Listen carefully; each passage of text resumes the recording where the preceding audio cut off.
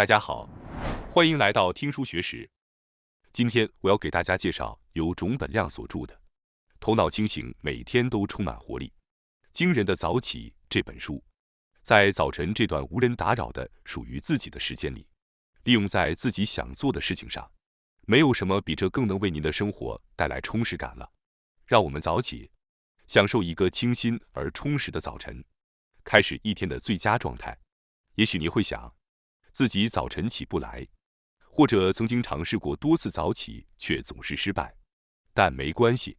如果您能把早起是痛苦的、早起很难的意识转变为早起是快乐的，那么您自然就能早起。而这只是一些小技巧，任何人都可以做到。今天视频的内容包括以下3个部分：第一，早起如何戏剧性地改变您；第二，基于心理学的早起方法；第三，能迅速起床的有效方法——早起触发器。首先是第一部分，早起如何戏剧性地改变您。对于那些为了学习或工作而实践早起的人来说，大家一定都曾有过这样的感觉：早晨比晚上更高效。早起后的2-3个小时是大脑的黄金时间。根据脑科学的研究，在我们睡觉时，大脑会进行整理，因此早晨的信息处理速度会很快，大脑处于最佳状态。与其在晚上强迫自己努力1个小时，不如在早晨集中精力花10或15分钟，这样效果会更好。大家常听说，早起能让生活变得不同。这本书的作者就是因为早起而改变了自己的人生。作者并不是从一开始就能早起的，实际上他最开始是个喜欢睡到最后一刻的人。在高1的时候，他在全国模拟考试中得了30的偏差值，内心充满了自我否定的思维，觉得自己毫无希望。然而在随后的时间里，他经历了一次重新审视生活的事件，开始了早起。这让他的心态变得积极，开始认真思考自己的未来和方向，决定从头开始学习。在准备大学入学考试期间，他真正开始早起，设定了早晨2小时的学习时间，起床时间是早上5点。他在早晨时间里有余力去学习新的领域，最终成功考入了同志社大学。毕业后，他进入了剑桥大学的研究生院，学习方法也和之前相同。早起的习惯帮助作者发挥了潜能，改变了人生。早起的好处不仅仅在于工作和学习的效率提升，通过自己主动早起，能够管理自己的时间，让自己有我能做到的感觉。这样的感觉如果每天都重复，就会渐渐增强自信心，从而打破我不行我很糟糕的低自我形象，变得积极，勇于挑战新的领域，认为只要努力，我也许可以做到。这会大大提升您的动力。当您疲惫地回到家，吃完晚餐后，大脑会进入休息模式，饭后血糖上升，困意随之而来。即便强迫自己振作起来去吸收大量信息，大脑也难以接受。在这种状态下，强迫自己去做事情，真的能成功吗？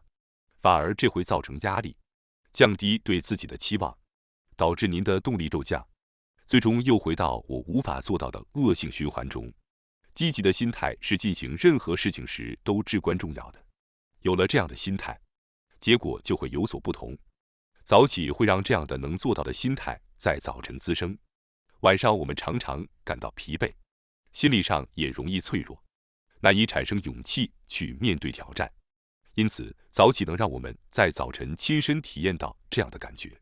更重要的是，早晨的学习和工作效率高，会让你以良好的心情开始一天，保持高昂的动力度过整天。如何度过早晨？这对整天的生活方式有着巨大的影响。这些日常的积累最终会改变您的人生。即便如此，有些人可能会想象自己每天早起是很难的，或者自己太忙，根本无法早点上床睡觉。这样的想法也许在很多人中普遍存在。但是，尽管现在您难以相信，如果您真的坚持早起，这些担忧和烦恼都会得到解决。作者提到，早起会自然而然地提高对时间的意识，无论做什么事情，效率都能让人惊讶。人人都会爱上早晨的时光，尽管就寝时间没有改变，但削减睡眠时间、强迫自己早起这种粗暴的方法是无法持续的。因此，为了早起，有必要提前就寝。如果平时需要8小时睡眠的人，想要在早上5点起床，就必须在晚上9点入睡。那么，为了在晚上9点入睡，应该怎么做呢？这就会成为日常生活中的一种意识。结果，我们会改变思维，不再在白天浪费时间，而是高效地利用时间。这样的话，早晨的时间质量以及整天的时间质量都会提高。大家也能理解为什么早起的人会比较多。时间是平等地分配给每一个人的，而如何使用这些时间，会在生活中造成巨大的差别。通过养成早起的习惯，您可以更好地利用一天的时间，迈出那些你想尝试但还未开始的事情的第一步。您的时间利用方式将完全改变，学习和工作也会顺利进行，思维中会涌现出各种创意，您也会有更多的空间去享受生活，从而给您的人生带来良性循环。最重要的是，不是为了学校或工作被迫起床，而是能够自愿地开始新的一天。这正是早起的魅力所在。虽然您尝试过实施，但却失败了，或者认为自己无法做到，所以一直没有尝试。其实，即使您早起了，如何继续坚持下去才是问题的关键。实际上，只要掌握了诀窍，任何人都可以轻松地坚持早起。接下来是第2部分，基于心理学的早起方法。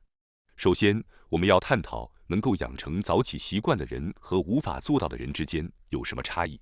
你们认为这是体质的原因，还是目标的有无呢？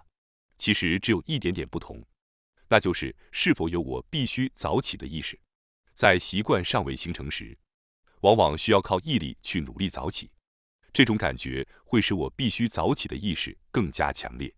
例如，早上5点起床的人可能会把这个目标写在纸上，贴在墙上，或者在入睡前强烈告诫自己，我一定要在5点起床去学习。我希望在早起成为习惯之前，尽量避免这种方法，因为这种我必须早起的意识反而会降低您的动力。另一方面，能够早起的人并不是依靠意志力，而是发自内心的想要早起。有效培养这种想要早起的意识，是成功养成早起习惯的关键。那么，如何才能增强这种想要早起的心情呢？我将介绍3个秘诀，这些方法非常简单，能够让每个人都想要早起的3个秘诀。秘诀1：追求快乐。秘诀2：避免与自己斗争的技巧。秘诀3：提高睡眠质量。您内心想要早起的愿望将会得到最大程度的增强。那么，我们首先来谈谈第1个秘诀：追求快乐。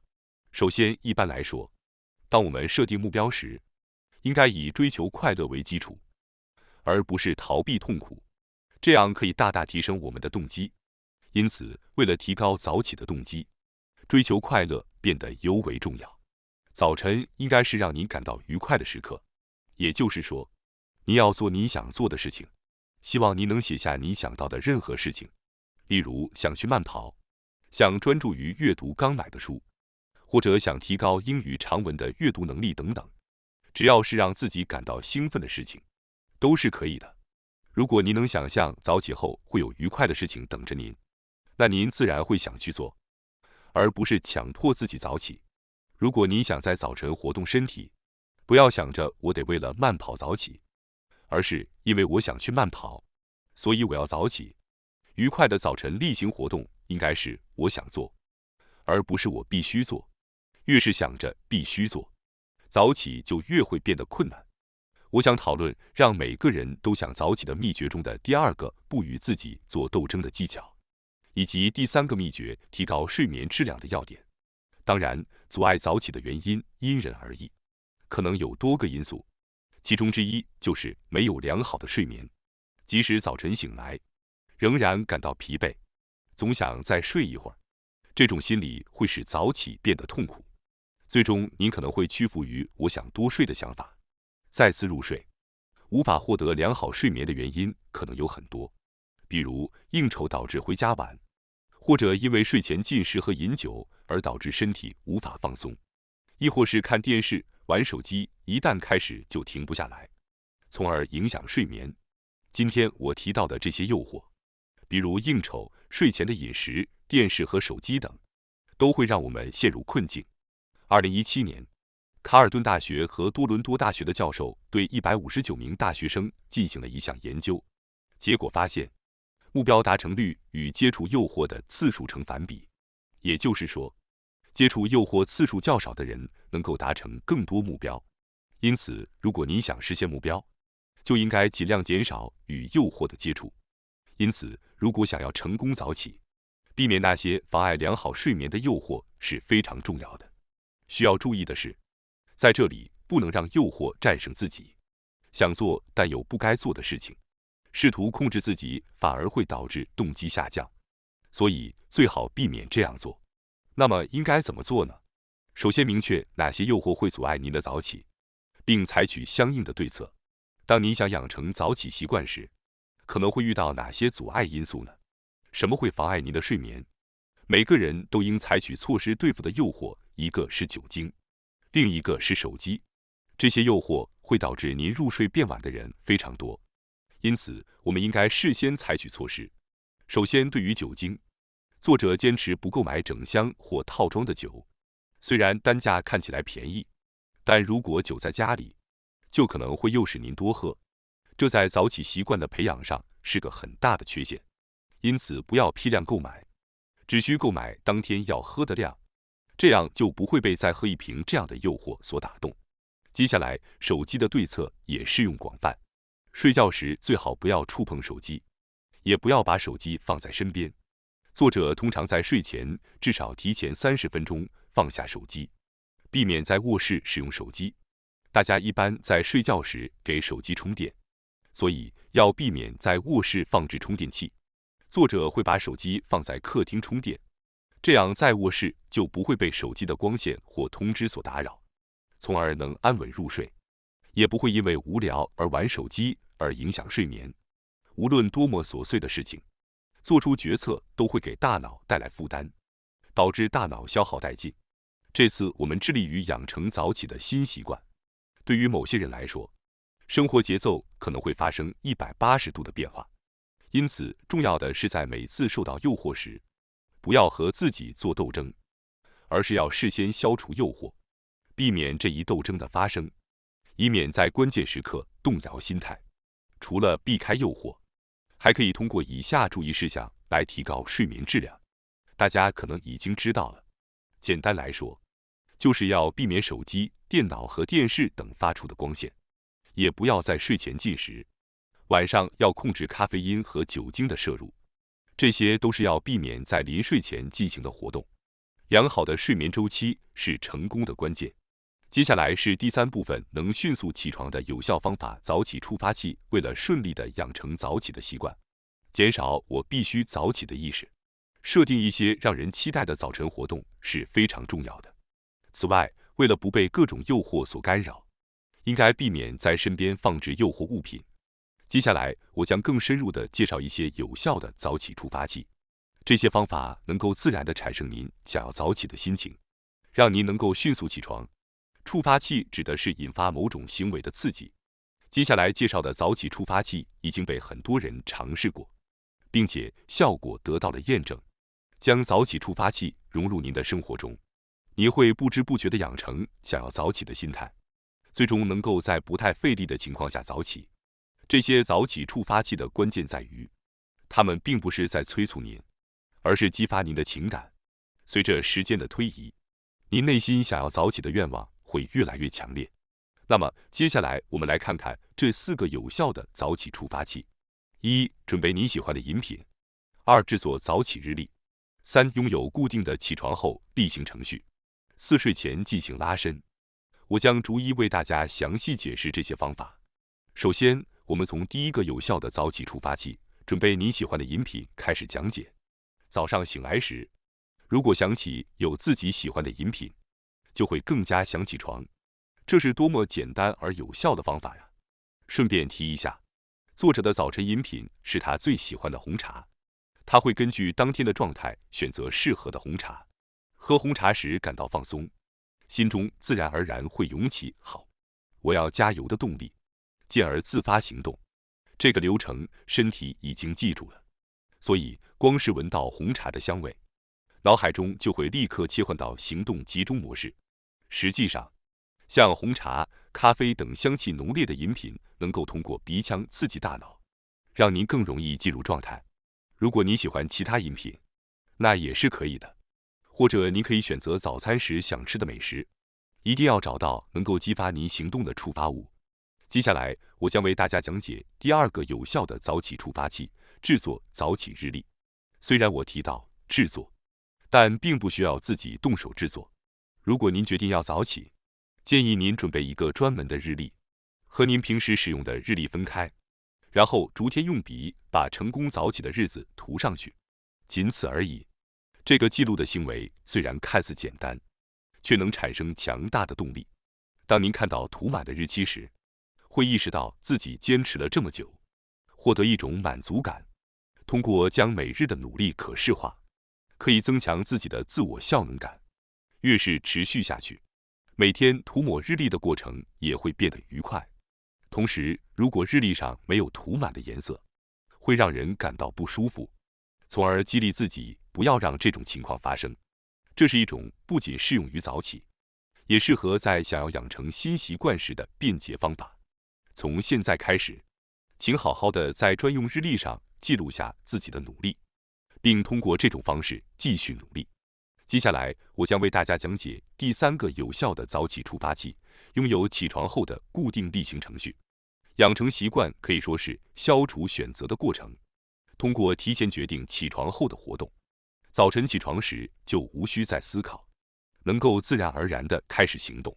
我们来看一下作者是如何安排的。作者的起床时间是早上5点半。他的早晨例行程序是：首先打开窗帘和窗户，深吸新鲜空气，放空自己一会儿，然后洗个澡，喝自己喜欢的红茶或咖啡。这一系列的过程大约持续30分钟。6点时开始写作，专注1个小时半。7点半左右休息，去散步或者去健身房。在锻炼身体后，继续去他喜欢的咖啡馆，再次专注于写作等。从早晨开始，作者的生活是如此充实。他把运动作为每天早晨必做的事情。运动可以让氧气遍布全身，使大脑保持清醒的状态，投入工作。同时，运动也会分泌被称为幸福荷尔蒙的血清素，从而提高夜间睡眠的质量。接下来，我将为大家讲解第4个有效的早起触发器——睡前进行拉伸。最后介绍的是一个帮助放松心情、为早起做好准备的触发器——睡前的开关。实际上，早起的准备从您入睡时就开始了。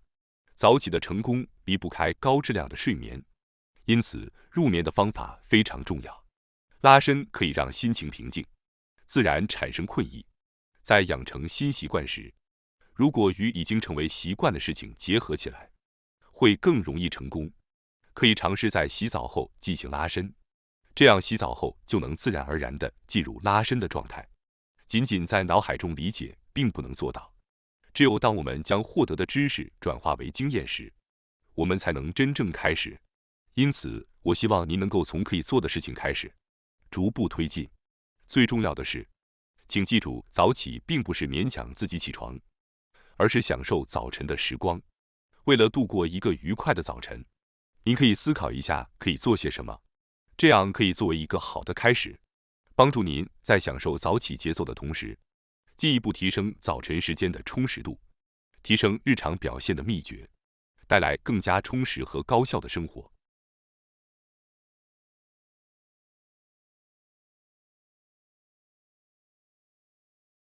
感谢大家收看今天的节目。如果你喜欢我们分享的内容，记得点赞、订阅并开启小铃铛通知，第一时间获取我们的更新。在下次的节目中，我们将继续为大家分享更多有益的书籍。再次感谢大家的支持，我们下期再见。